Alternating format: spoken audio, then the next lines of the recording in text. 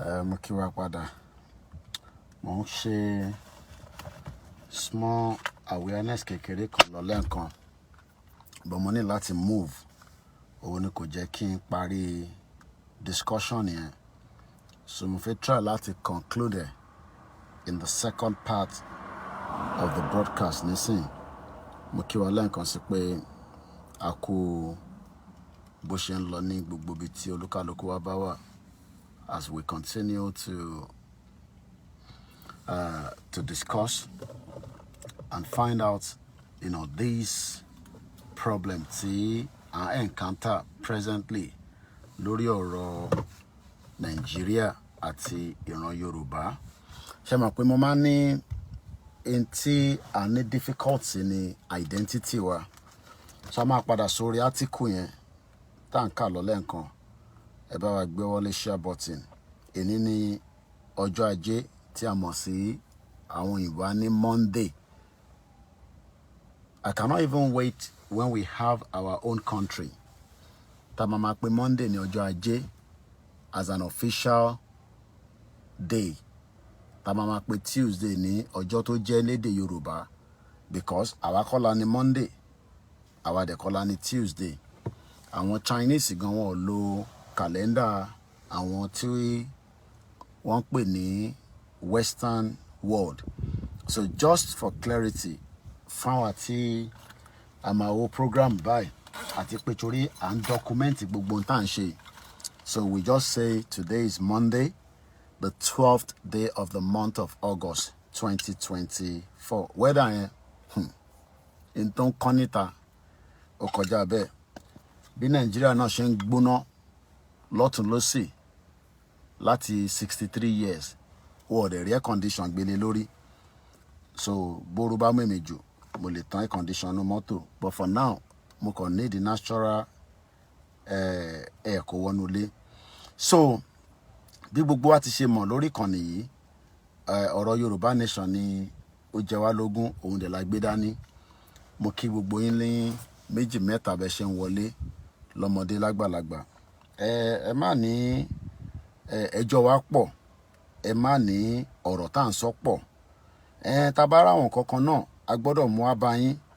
So intari náà ni a ṣe mú wá bá yín pé ṣẹ́yìn náà ti gbọ́ pé àwọn balẹ̀ Yorùbá ní Kwara àti Kogi state ìyẹn ní just 2 days ago.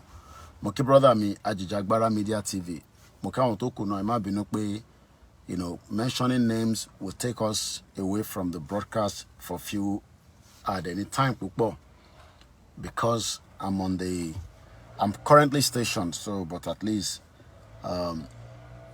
headline yẹn jáde nínú Vanguard newspaper ìyẹn ní 2 days ago, and the headline is like this: we don't want to lose our identity and dignity. Northern Yoruba obas tells Ooni of Ife. The Yoruba traditional rulers with their domains in the northern part of Nigeria, or in the northern part of the country rather, have pleaded with Ooni of Ife, Oba Adeyeye Ogunwusi, not to abandon them. The monarch, we're having a bit of technical glitch. I don't know why we're having this technical glitch. There's a bit of technical glitch. I think I should leave this one like that. Yeah, I don't put that. I need to say tele. Moki gbogbo alẹ́ nǹkan sí. Moki wa pé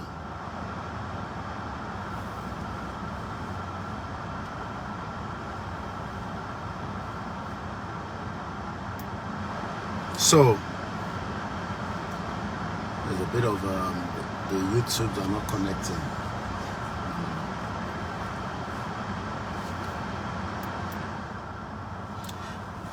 The monarch majorly from Kwara at Kogi state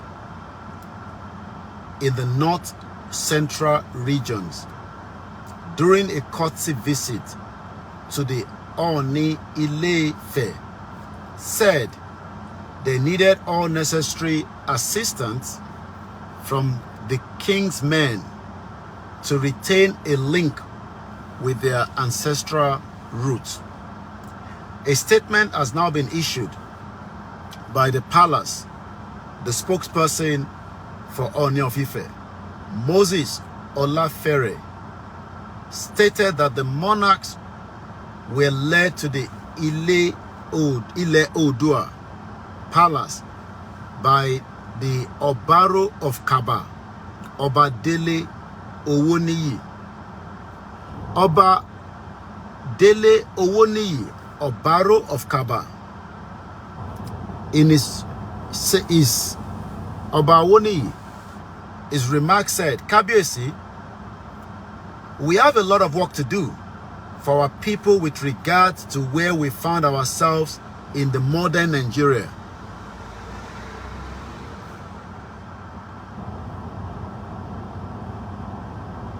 There are real issues of development deficit, which I am sure will come, which I am sure we can overcome with your might and influence. Be assured that our loyalty to the ancient throne of Oduduwa is never in doubt. Collaborating the Obaro's position, the Elulu of Mokpa, Oba Muyiwa Ibuen, said the monarchs in the northern region look up to Ooni of Ife for leadership, saying, this is homecoming for me and my colleagues here. We are here to thank your Imperial Majesty, as well as commending you for dignifying the prestigious traditional institution. In his remark, the Elejuku of Ijuku, Kogi State, explained that most children of Oduduwa of Okun origin are at the great disadvantage, as they are often regarded as second or third Yoruba. Kabiyesi, Ooni of Ife, we are tired of being referred to as lesser Yoruba because of our location. Those who demarcated us in those days did not consult us, and that is why they did not factor in our peculiarities. We want to use your connection and position to return us home and reunite us with our kinsmen. We are your children. We can't not afford to be regarded as lesser descendant of Oduduwa, the monarch noted. The stance was buttressed by Olusin of Isin in Kwara State, Oba Solomon Oloyede, who added that Ooni of Ife must not relent in ensuring that all descendants of Oduduwa are in perfect condition at all times. Responding, Oba Adeyeye Ogunwusi assured the monarchs that their kinsmen in the southwest region duly recognize and appreciate them. You are not lesser, second or third class Yorubas. You are a true descendant of Oduduwa with history of hard work and a noble background, which I am sure you carried with pride. We shall work together for development, peace, and tranquility of our respective domains, Ooni of Ife said. Now, let me try. I don't know what's going on. We're having, it could be my location. There's a bit of, technical, difficulties connecting to the YouTube. But I'll post the video later on from the Facebook because that one seems to be stable. This is exactly what Baba Akintoye has been saying. Nǹkan tí Baba Akintoye ti ń sọ láti bí ọjọ́ mẹ́ta ọjọ́ mẹ́rin lélẹ̀. Baba Akintoye ti jẹ́ ká mọ̀ pé àwọn tó ń bẹ ní Kogi àti Kwara State ọmọ Yorùbá ni wọ́n, and they are part of us, but they are not recognized by the federal government and the fraudulent system in Nigeria. And that is why they are now coming out. They are not just coming out, they're crying out. Which is the cry? Tí èmi ń pariwo látara pé a fẹ́ Yorùbá country. Látara pé a fẹ́ dá dúró, tí mò ń kígbe lójoojúmọ́ pé ìran Yorùbá position tá wà nísìn òun kọ́ ló yẹ ká wà. Ó jẹ́ ká ti lọ jù bẹ́ẹ̀ lọ.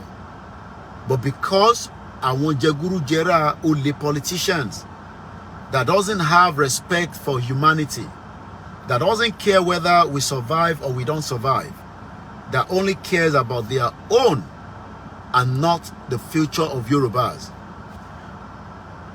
Most of these part of Yoruba land lẹ́ni ìyẹn Kwara àti Kogi state, àìmọye ìgbà là ń gbọ́ pé wọ́n tẹ̀ value àwọn ọba tó ń bẹ níbẹ̀. Ṣé ni wọ́n tẹ̀ rò pé àwọn ọba bẹ̀ yẹn wọ́n ń ṣọba rárá torí pé wọ́n follow the protocol àwọn Fúlàní, torí pé àwọn ọba yẹn refuse láti tẹrí fún Sultan of Sokoto olórí burúkú yẹn born bastard, because Sultan of Sokoto expect pé káwọn ọba yẹn kọ́ o tó bá fẹ́ ṣàṣeyọrí wọ́n kọ́kọ́ gbọ́dọ̀ follow due protocol, wọ́n gbọ́dọ̀ follow protocol. But since tí àwọn yẹn refuse pé àwọn ò ní follow protocol, àwọn máa ṣe tọ̀dọ̀ tí wọ́n separate away from that messed up country tó ń pè Nigeria. Many of them today now have to suffer the consequence of such challenge láti sọ fún Sultan pé àwa ò ní bẹ́ẹ̀ ṣe Fúlàní because ọmọ Yorùbá ni wá, and ìran Yorùbá ni bàbá wa àti àwọn bàbá ńlá wa. So ẹ ṣe máa wá sọ fún wa nísìn pé a gbọ́dọ̀ ṣe nǹkan pè ní Nigeria. So they refuse to do that, and that is the reason why tí wọ́n wá ń consult Ooni of Ife nísìn láti sọ fún kábíyèsí pé ẹ má wò wá ràn, ẹ má yọ wá ní setting. Ṣe rí pé ọ̀rọ̀ tó ń bẹ nílẹ̀ the longer tá bá pẹ́ sínú Nigeria, gbogbo ọ̀nà Kogi Kwara yẹn will be completely taken and abandoned, and àwọn ọba tó wà níbẹ̀ they will struggle. They will struggle because àwọn tó ń bá jà wọ́n máa make sure pé wọ́n subjugate wọn, wọ́n suppress wọn mọ́lẹ̀.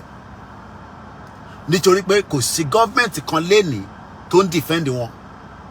Kò sí government tó ń defend àwọn tó ń bẹ ní Kogi àti Kwara, ìyẹn axis tó jọ ilẹ̀ Yorùbá. Wọ́n claim ownership ẹ̀. Kódà ọmọ Fúlàní tó wá sórí program mi sọ fún mi pé àwọn làwọn ní Kwara state. And these are more reasons why we are crying out on a daily basis. But ẹni tí kò sí nílé tó jẹ́ pé Èkó ló wà tó jẹ́ ọmọ Kwara state, tá à ń sọ fún pé ọ̀rọ̀ Yorùbá nation lóòótọ́ ìwọ lè máa rìn bọ̀ ní Kwara láti Kwara wá sẹ́kọ̀ọ́ máa gbé lẹ́kọ̀ọ́, but ilẹ̀ yẹn will not be part of yours if we remain in Nigeria, because gbogbo ìjọba tó ti ń ṣe láti many years nínú contraction tẹ́ ń pè ní country yẹn wọ́n refuse láti jẹ́ kí àwọn ọmọ Yorùbá tó ń gbé ní Kogi àti Kwara kó wà fully represented. They refuse to. So ṣé bá ṣe máa tẹ̀lé protocol torí pé British change the system nígbà tó dẹ̀rẹ̀ sí tó manipulate mú kí yàwá beauty àmọ̀ pé wọ́n bẹ̀rẹ̀ sí manipulate, wọ́n manipulate lọ́tún, wọ́n manipulate lósì. Ó wá di pé àwọn tó ń bẹ ní Kogi àti Kwara lé ní nísìn àwọn ọba yẹn wá lọ bá kábíyèsí. Article tí mo kà tán 2 days ago, màá ṣe more analysis lé lórí later tí bá ti wà ní inú studio. And these are the reasons tá a ṣe ń sọ pé a fẹ́ country tiwa, because tá a bá ní country tiwa nísìn wọn ò ní láti ṣe máa wá bá Ooni of Ife pé ọmọ Yorùbá ni wá, ẹ má yọ wá ní setting.